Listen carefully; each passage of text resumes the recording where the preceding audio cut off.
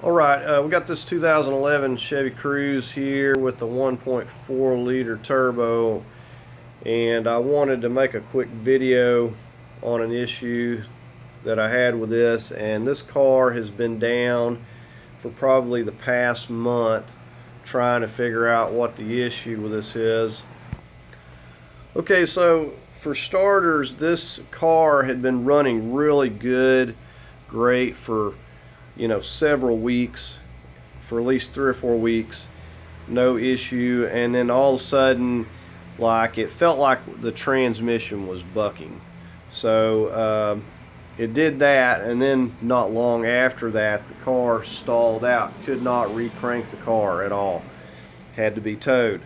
So it was looked at and checked, basically checked the coils and stuff, and then all of a sudden it started working. The car cranked, drove it around again, ran good for several days. I mean, putting a lot of miles on it, driving it around. And then one day the buck happened again. It felt like the transmission bucking, and it wasn't. Later that day the car stalled out just driving in town, and it had to be towed again. Okay, so I just wanted to talk about some things that I checked first. For starters, over in the fuse box, checking all the fuses, checking every relay. I've got other relays. I was changing out relays. No luck with any of those. I've got a I know this is a good coil pack. I keep it around just for times like this. Put that on there, absolutely no difference. Just turned out it was getting absolutely no spark whatsoever. I checked the plug. Let me show you where I checked here. Alright, so we got our 7-pin coil harness here, or connector, and where I start out checking here, we're getting 12 volts. This next one right here is your ground. That's all it is. Runs down here, grounds to the cylinder head. Now these other ones are running, I guess, to other various things on the coils and to the plugs to send the spark. And I checked all those, and basically I was getting what you would normally get. So this is what really had me stumped as to why I was not getting any spark through here. So as it turns out, I wind up taking it to the dealer to have it scanned, because thinking it's like electronic, something going on. And they looked at it. They were talking about the clip on the connector being broke, which I knew that. It wasn't preventing the connector from working, and ultimately they wanted to replace the coil pack. And I knew the coil pack wasn't the problem, because I've got another good working coil pack, so we know that this is good. Okay, and from there on, basically I went to checking the crank sensor. I knew my crank sensor was good. I was checking my cam sensors. I knew my cam sensors were good. So at this point, you might be thinking, oh, okay, well, the ECM may be giving problems, but we know that the ECM was doing its job. It's providing the volts to everything, and basically everything else is working on the car. There's no anti-theft. There's no issue with that. So it's not the fuses. We checked the relays. We've ruled out the wiring. That we thought everything that we've checked, we're getting the volts. So it really kind of had me at a standstill. Okay, so back to the connector. This is not the first time I have had an issue with a connector on this coil pack. I've never had it where it shut off the spark, but I did have where it was not running right, and it was running really rough, and it was because it wasn't getting a good connection, because there was a wire broken in the connector that was touching the pin there. So I did replace one of those before. I don't feel like that was the issue in this case, but what led me to fixing this was when I was checking it one day and checking the spark again, and I went to moving the harness, and we actually got spark out of one of the spark plugs down here. So I knew that we were on the right track as far as something in this wiring causing this problem. Okay, this right here is the main part of the wire harness for this Chevy Cruze that you see hanging up here. Now the only other portion, there is another part I can show you here. Okay, this is the other wire, only other wire in question. It runs over the top of the transmission. You've probably seen it there. And then it runs around back to the starter, the alternator at the back of the engine, and has a ground, so it runs over the top of the transmission. And then you have these wires coming and connecting to the positive side.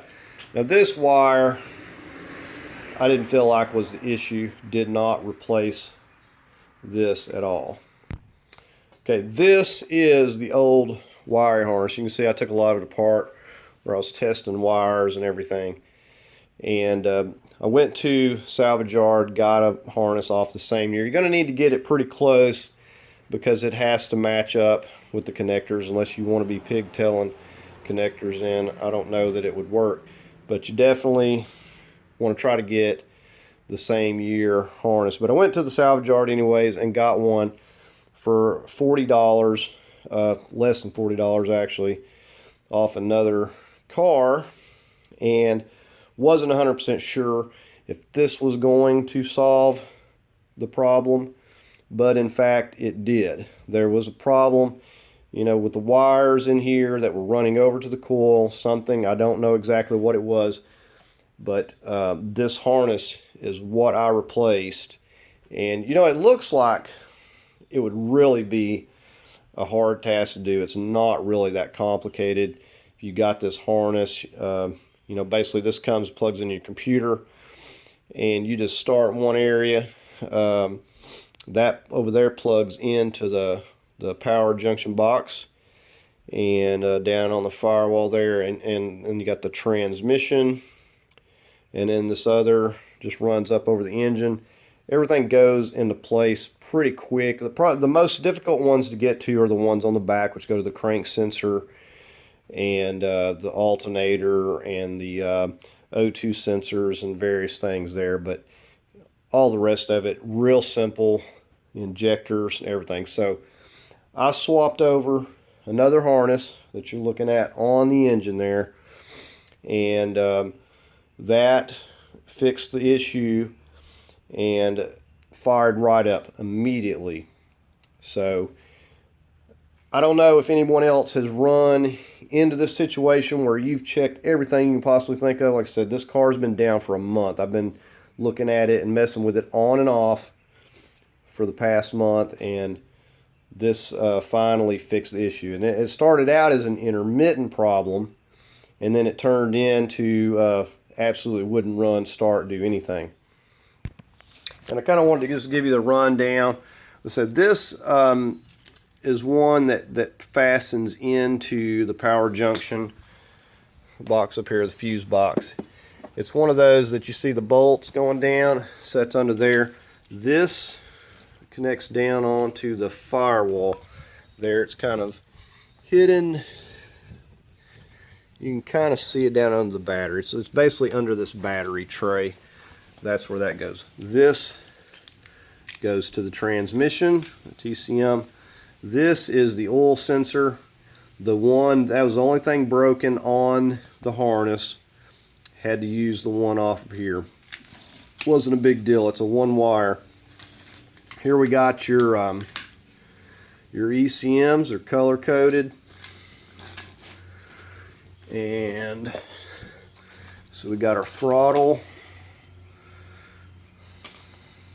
body, and this is the coil plug. And I took the metal part off of that other one. It was slipping off, but it's basically the same as that one. Like I said, no brakes.